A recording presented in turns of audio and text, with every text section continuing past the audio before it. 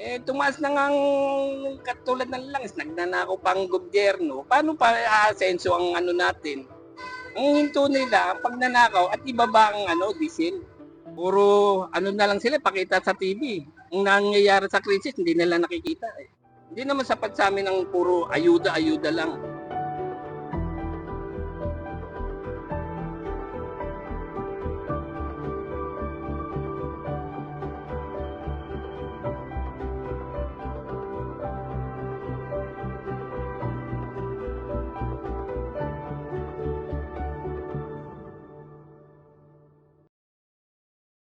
Ako po si Ramil Lorica, driver ng UP Katipunan. 30 years na akong driver. Katulad ng sa hirap siyempre ng buhay, ito lang nakayanan ko na hanap buhay. Sa tagal ng panahon na nagtiyaga na rin. Nagigising po ako, pumupunta po ako dito mga 3:30 ng madaling araw. Tapos magbobolang kami dito mga alas 4:30.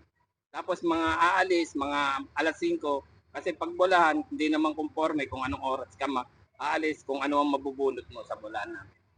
Para alam kung sino ang first trip, tsaka kung sino, kasi sunod sa pila po kami. Hindi, pumupunta ako ng 3:30, tapos alas 8, umuwi na, ng gabi na.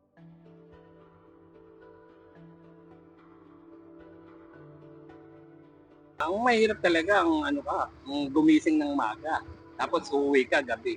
Pag alis mo, tulog ang anak mo. Pagdating mo, tulog yun. Baka hindi ka na makilala.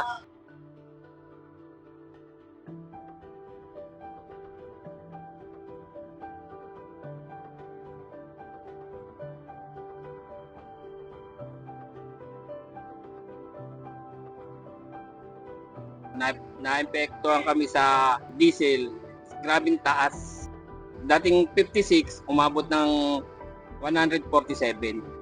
Ang kinikita namin napupunta lang sa diesel. Dating nagdi-diesel kami ng 800.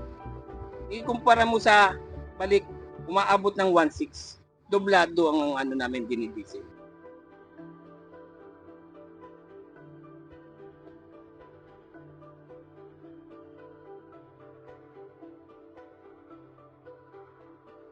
Tapos nagmahal pa ang bilihin niya yun. Dating kumikita ka ng mga 700, ngayon mga nasa na lang, mga 400. Kaya nahihirapan din kami dahil sa hirap ng buhay.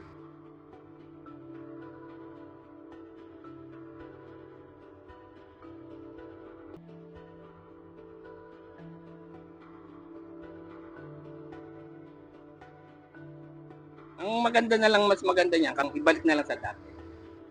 Gawin na lang uli na 56. Kasi ang binigay na ang binigay sa amin 5,000 ng gobyerno, pang isang linggong gastusan lang. O wala na. Sa mahal nga ng diesel. Tumaas na nga katulad ng langis, nagnanakaw pa ang gobyerno. Paano pa aasenso ang natin? Ang hinto nila, pagnanakaw at ibaba ang diesel. Nagdudusa ang mga mahirap, ang mayaman ang nagpapayaman.